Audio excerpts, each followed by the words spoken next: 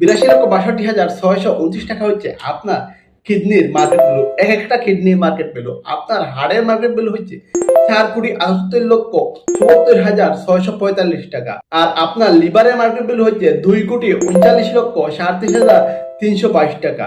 আর আপনার চোখের উপর যে আইব্রো আছে, আইব্রো মার্কেট ভ্যালু হচ্ছে 1,82,295 টাকা।